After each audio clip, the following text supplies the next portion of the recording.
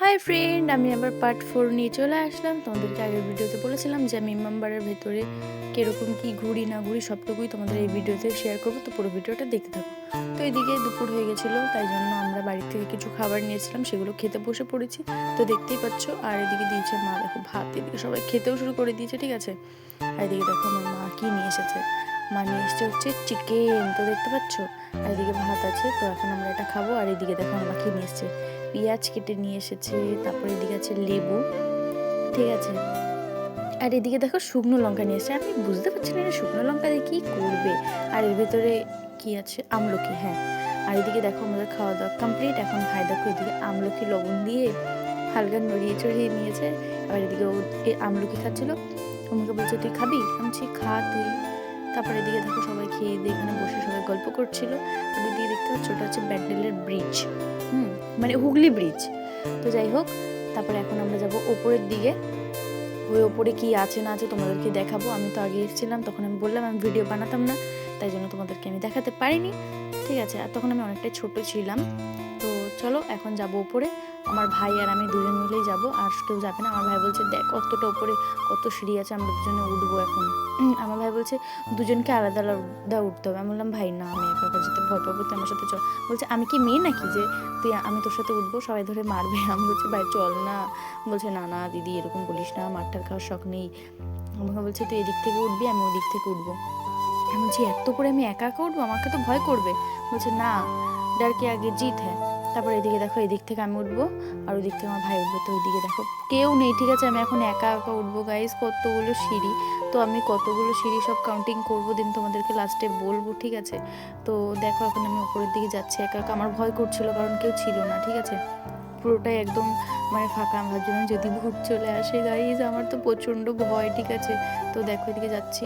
আর এটা হচ্ছে কি বেলরুম, হ্যাঁ এটা হচ্ছে বেলরুম। এখানে অনেক বড় বড় বেল মানে ঘন্টা আছে, তো দেখতেই পাচ্ছ। কেন ওপরে ঘড়ি আছে এই জন্য এখানে ঘন্টা। তো যাই হোক, এদিকে এখন আমি ফাইনালি ওপর উঠেছি। আর ওপরে এসে দুটো মেয়েকে দেখলাম, তারপর ভাবলাম যে শান্তি গাইজ, একটুখানি ভয়টা কমলো। আর আমার তো পুরো কষ্ট হয়ে গেছে। আর দেখো আমি এদিকে কুড়িটা করে মানে +20 করে আমি সব কিছু একদম মানে করেছিলাম।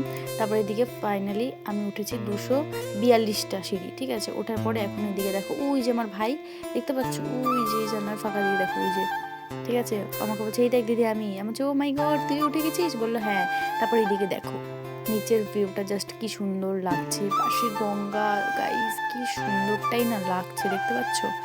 আমার তো খুবই ভালো লাগছিল, পুরো একদম গঙ্গাটা দেখতে পাচ্ছিলাম।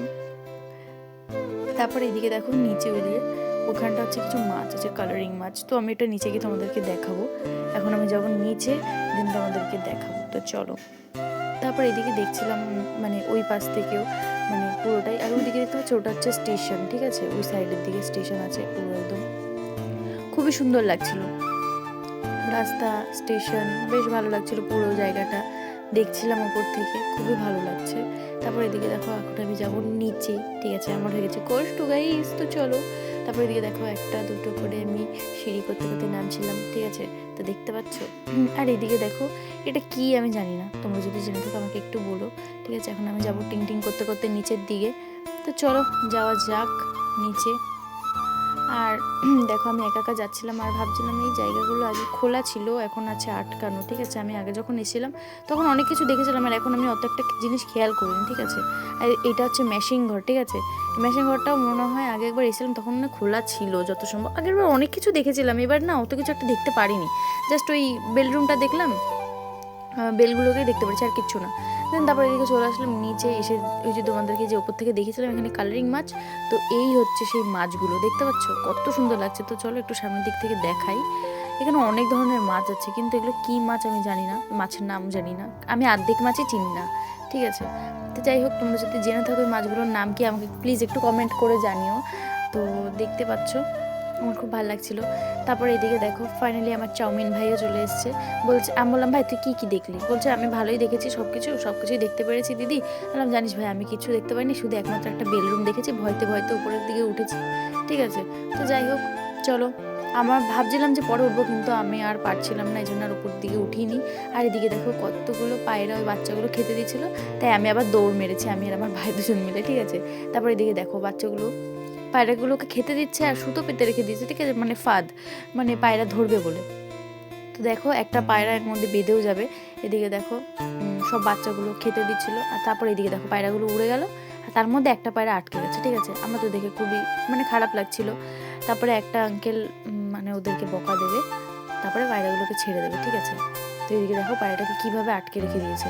তারপরে এদিকে একটা আঙ্কেল বকা দিল, তারপর পায়রাটাকে ছেড়ে দিল। দেন সেই পায়রাটা একটা সাইডে গিয়ে বসছিল, আমার ভাই ধরলো। আমি বললাম ভাই ওর পায়ের থেকে দড়িটা খুলে দে, তো ছেড়ে দে, কারণ ও কষ্ট পাবে, ঠিক আছে, তাই জন্য। তারপরে ভাই বললো কি দিদি তুই ছাড়। তারপরে এদিকে দেখো আমি ছেড়ে দিলাম, পায়রাটা ওইদিকে উঠতে উঠতে চলে গেল। আর খুবই শান্তি লাগলো, এরকম আটকে রাখা ঠিক না পাখিটাকে, ঠিক আছে। তো নেক্সট আরও ভিডিও আসবে, আরও কোথায় কোথায় গেলাম না গেলাম সব দেখাবো। তো এখনের মতন সবাইকে টাটা, সবাই ভালো থেকো, সুস্থ থেকো।